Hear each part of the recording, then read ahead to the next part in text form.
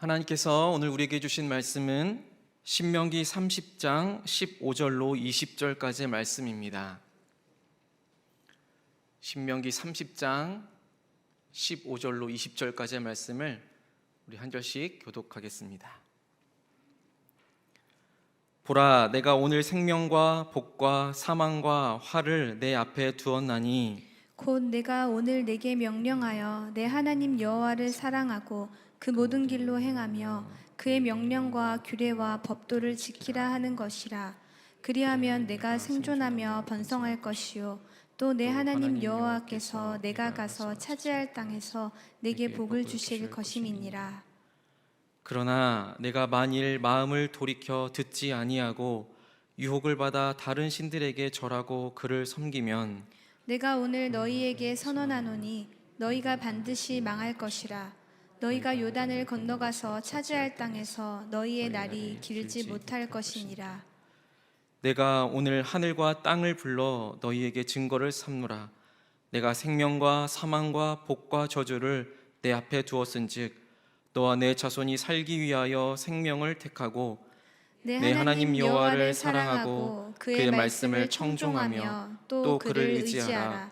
그는 내 생명이시요 내 장수이시니 여호와께서 내 조상 아브라함과 이삭과 야곱에게 주리라고 맹세하신 땅에 내가 거주하리라. 아멘. 하나님께서 이 말씀 통하여서 우리에게 은혜 주시기를 원합니다. 우리 함께 인사 나누겠습니다. 좋은 일이 있을 겁니다. 함께 인사합시다.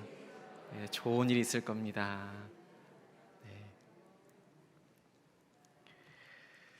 우리에게 좋은 일들이 많이 일어나기를 간절히 기도하며 소망합니다. 2000년 초에 우리 사회가 이제 IMF를 그 위기를 벗어나기 시작하면서 웰빙이라는 바람이 불었었습니다. 기억나시나요? 웰빙족 이래가지고 이제 돈이나 명예보다는 몸 건강하면 된다, 정신 건강하면 된다, 이게 최고다, 이런 마음으로 이제 웰빙 바람이 불었었습니다. 그리고 2010년대에 들어서면서부터는 이 웰빙이라는 것이 이제는 힐링으로 바뀝니다. 힐링, 치유라는 뜻이죠.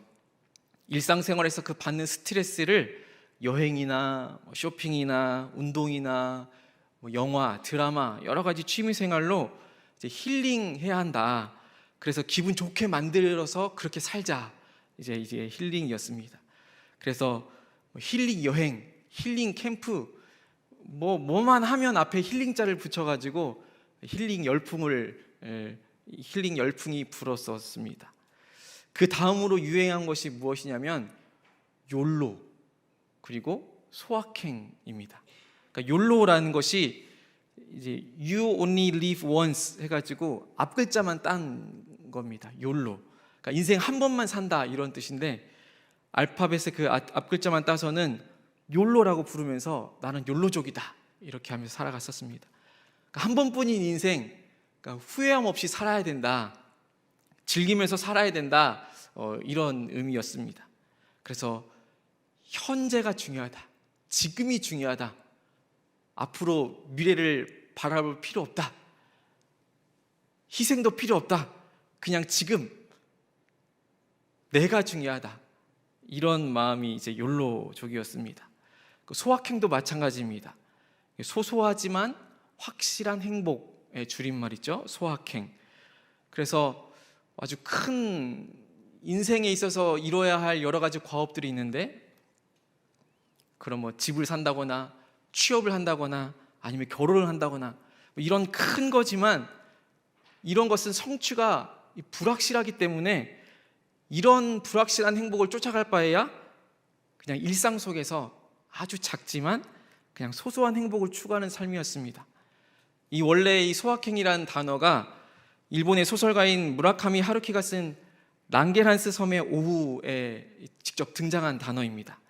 거기에 보면 이제 갓 구운 빵을 이렇게 손으로 찢어 먹을 때 느끼는 그 행복감, 그리고 서랍 안에 반듯하게 정리되어 있는 그 속옷을 볼 때 느끼는 그 행복감, 이런 것들이 이제 바쁜 일상 속에서 느끼는 작은 즐거움을 뜻했습니다. 시대마다 이처럼 웰빙, 그리고 힐링, 그리고 욜로, 소확행, 이런 문화가 유행한 이유가 어디에 있을까요? 사람마다 원하는 것이 다 다르겠지만 공통적으로 사람들이 원하는 것은 사는 것에 있다라는 것입니다. 돈이 많든 적든, 나이가 많든 적든, 어떻게 하면 이 세상 잘 살 수 있을까? 이게 가장 큰 관심거리인 것이죠. 오늘날 우리에게도 오늘 하루 어떻게 하면 잘 살아갈 수 있을까? 어떻게 하면 내 인생 잘 살 수 있을까? 이것이 가장 큰 관심거리 아니겠습니까?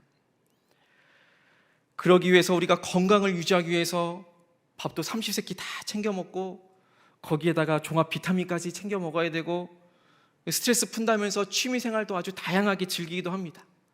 이게 나에게서만 끝나지 않고 자녀들에게까지도 어떻게 해서든 좋은 것 입히려고, 좋은 거 먹이려고 노력하지 않습니까?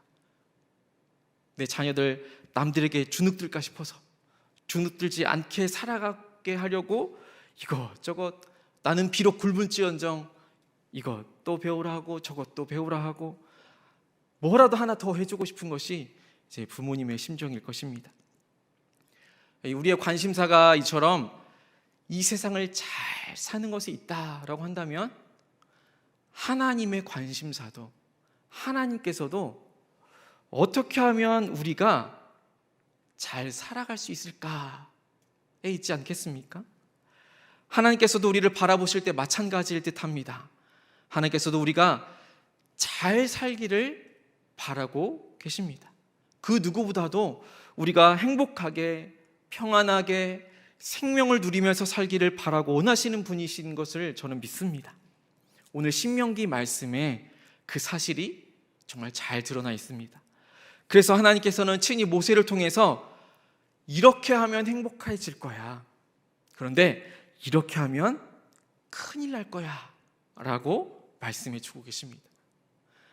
하나님을 사랑하는 그 마음으로 하나님께서 명하신 모든 명령과 규례와 법도를 지키는 순종의 길은 생명과 복의 길이고, 하나님에게서 그 마음이 떠남으로써 이방 민족의 유혹을 받아서 다른 신들을 섬기는 불순종의 길이 사망과 화의 길이다 라고 말입니다.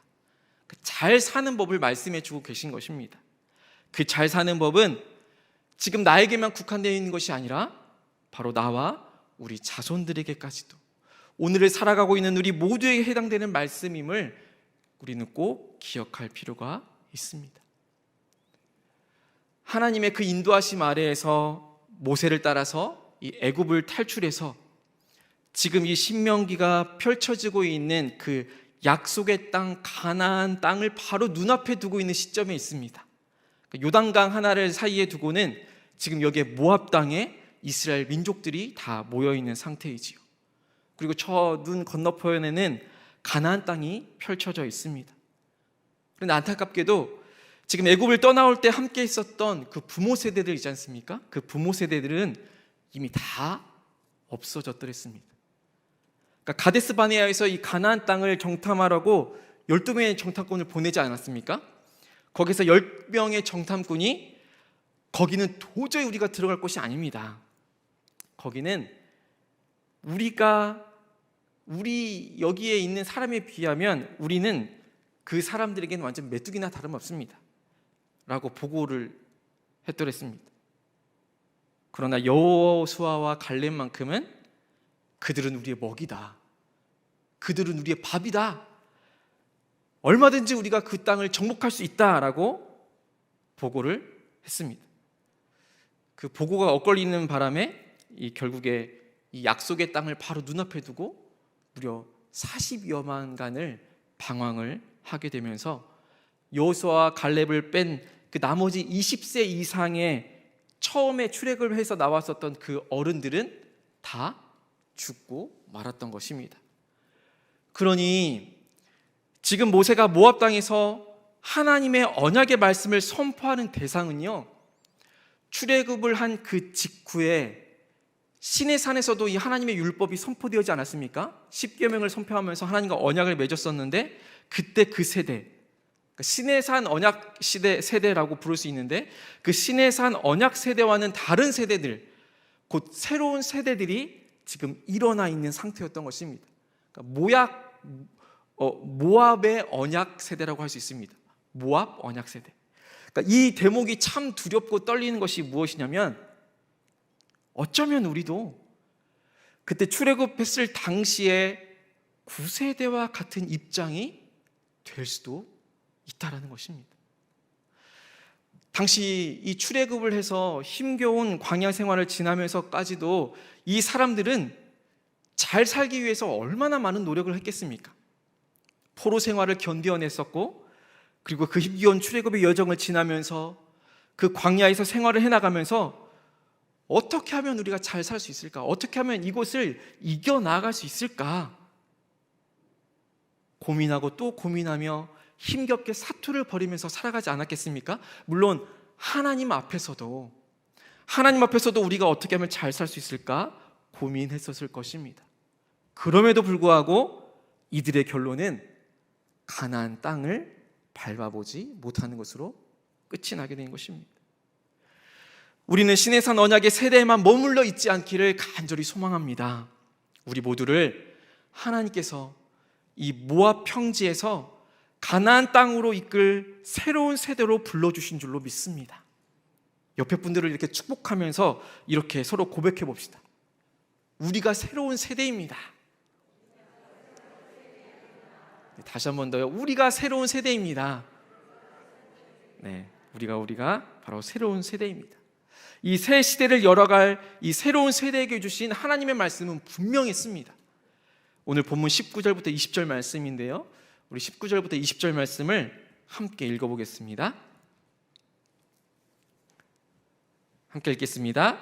내가 오늘 하늘과 땅을 불러 너희에게 증거를 삼노라. 내가 생명과 사망과 복과 저주를 내 앞에 두었은즉 너와 내 자손이 살기 위하여 생명을 택하고 내 하나님 여호와를 사랑하고 그의 말씀을 청종하며 또 그를 의지하라. 그는 내 생명이시요 내 장수이시니 여호와께서 내 조상 아브라함과 이삭과 야곱에게 주리라고 맹세하신 땅에 내가 거주하리라. 아멘. 하나님께서 지금 어떻게 말씀하십니까? 너와 내 자손이 살기 위하여, 너와 내 자손이 살기 위하여 라고 말씀하시면서 그 뒤에 이어지는 생명을 택하고 하나님을 사랑하고 말씀을 청종하고 하나님을 의지하고 해야 하는 이유가 무엇이냐면 너와 내 자손이 살기 위해서라는 것입니다. 그럼 이제 확실하게 하나님의 뜻이 우리에게 전달되어집니다.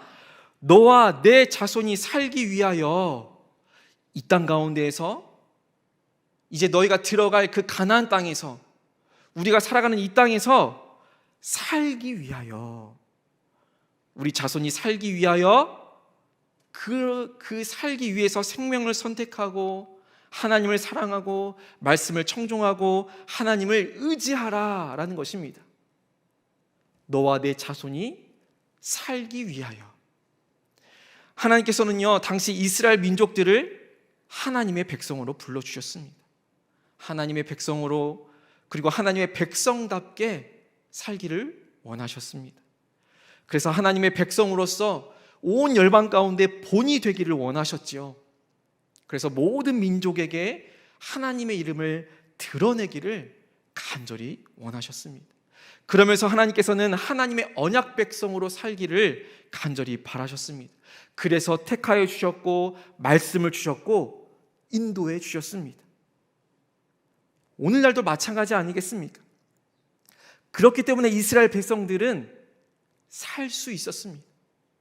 하나님께서 택하여 주셨기 때문에 살 수 있었습니다. 하나님께서 불러주셨기 때문에 살 수 있었던 것입니다. 출애굽하면서 얼마나 많은 고난과 역경을 당했습니까? 바로 왕으로부터 여러 공격을 이겨내면서 바로 앞에 홍해라는 그 큰 강을 건너면서 살 수 있었습니다. 먹을 것이 없는 그 광야에서요, 매일처럼 만나와 메추라기로 먹이시면서 살게 해주셨습니다. 때로는 불기둥과 구름기둥으로 보호하셨었고 인도하셨으며 그렇게 살게 해주셨습니다. 요단강을 건너면서 그 여리고성을 점령하면서 약속의 땅 가나안 땅에 정착하면서 하나님께서 친히 인도하시면서 살 수 있게 하셨습니다. 여러분, 하나하나 살펴보고 이렇게 뒤돌아보면요, 정말 이스라엘 민족들에게는 부족함이 없었습니다. 그래서 어떻게까지 하나님께서 선포하시냐면, 우리 29장의 말씀에 하나님께서 이스라엘 민족들을 이끌어내시는데 그 몸에 옷이 낡아지지 않게 하셨다라고까지 말씀하시고, 또 발에 그 신이 헤어지지 않았다라고까지도 표현하고 계십니다. 그러니까 그 정도로 돌보게 하셨다라는 거예요. 거기다가 말씀해 보면 떡도 먹지 못하고 포도주나 독주를 마시지 못하게 했다라고 말씀하시거든요. 이것은 하나님의 축복입니다. 왜냐하면 포도주나 떡을 마시려면 농사를 지어야 했지 않습니까? 힘겹게 일을 해야 했습니다. 그러나 광야 시대에는 그런 땀 흘림의 수고가 전혀 필요가 없었다라는 거예요. 그만큼 하나님께서 먹을 것, 입을 것 다 필요를 채워주셨다라는 거예요. 이와 같이 하나님께서 이 이스라엘 민족을 살 수 있게 하신 것처럼 하나님은 우리를 살 수 있게 해주시는 분인 줄로 믿습니다. 그러기에 우리는 살기 위하여 하나님을 믿고 의지하여야 할 줄로 믿습니다. 나와 우리 자손이 살기 위하여 하나님을 택해야 하고, 살기 위하여 하나님을 사랑하며 말씀을 청종하고 하나님을 의지해야 하는 것입니다. 나와 우리 자손이 살기 위하여 다른 것을 선택하거나 다른 것을 의지하며 살아가지 않기를 간절히 소망합니다. 나와 우리 자손이 살 길은 오직 한 길, 하나님 한 분밖에 없는 줄로 믿습니다. 아멘 하신 분에게 하나님의 놀라운 평강이 있을 줄로 믿습니다.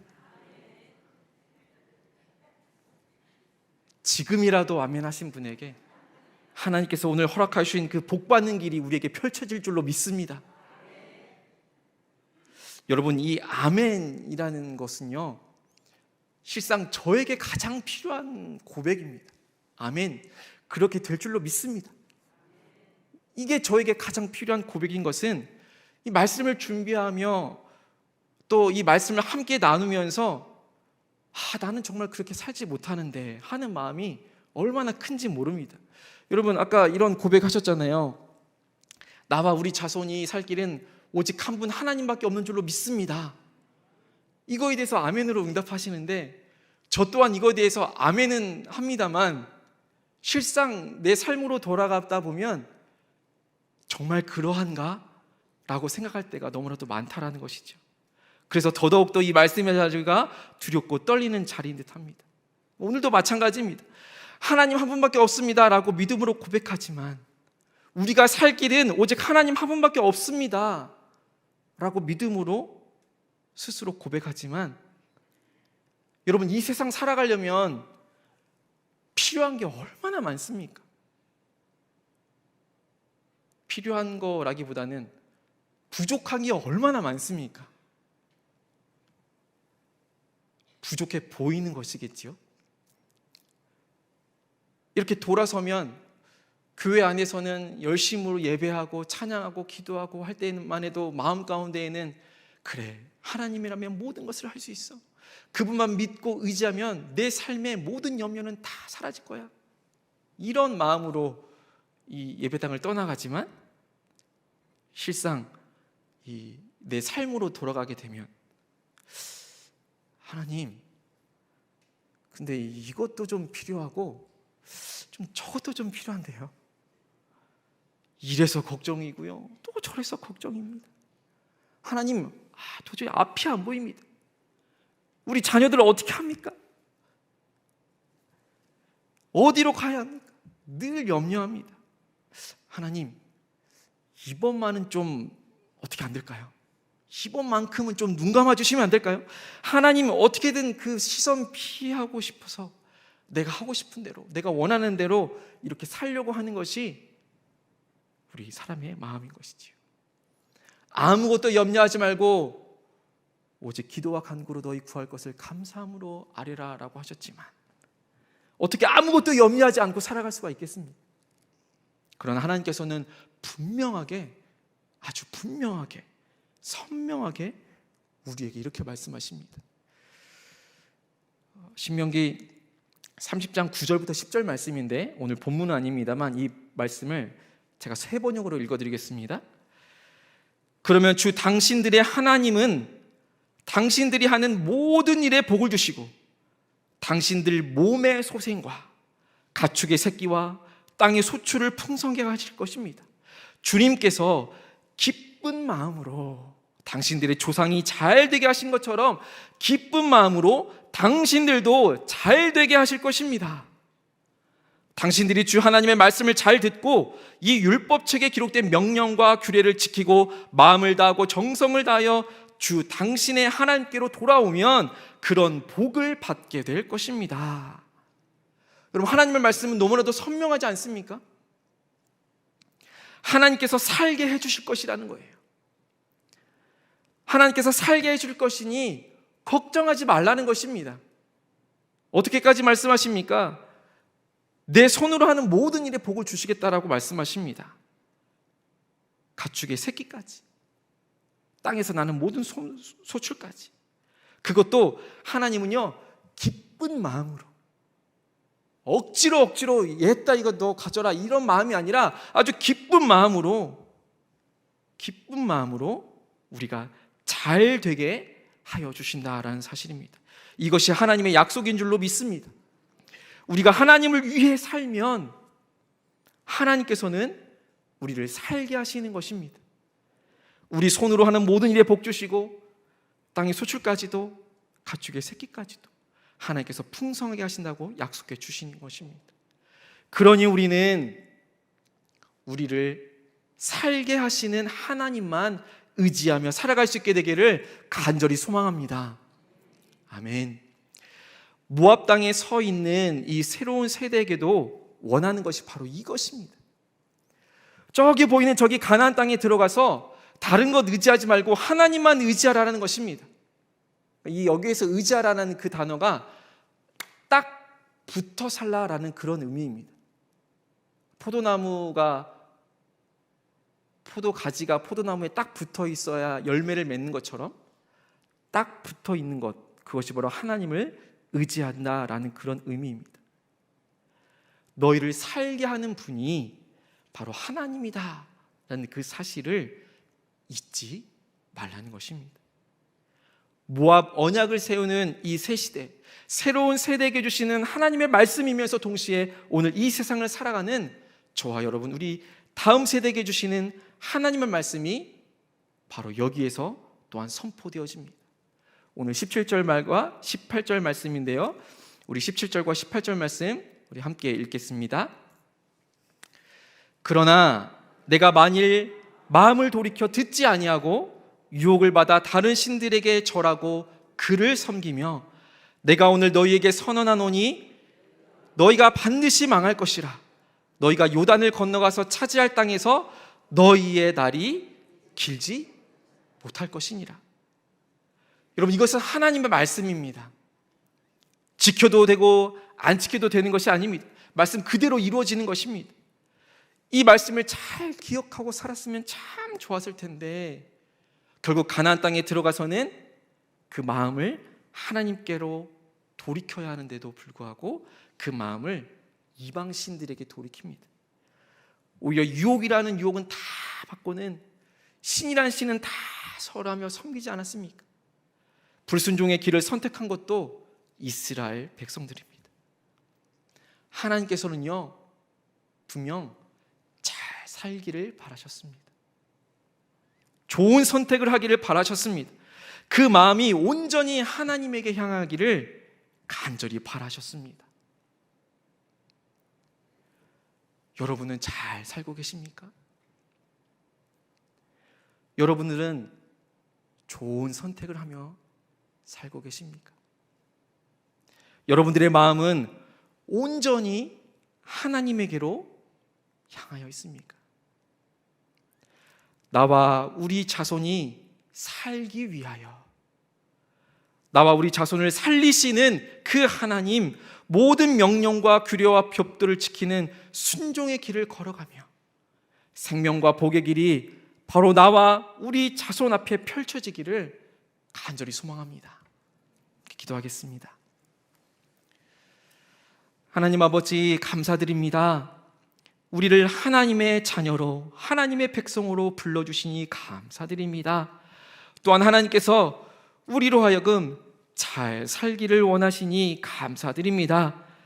하나님의 그 간절한 마음 따라 우리 또한 이 세상에서 하나님의 마음을 알고 하나님을 더욱더 의지하여 잘 살아낼 수 있는 우리 모두가 될 수 있도록 인도하여 주옵소서.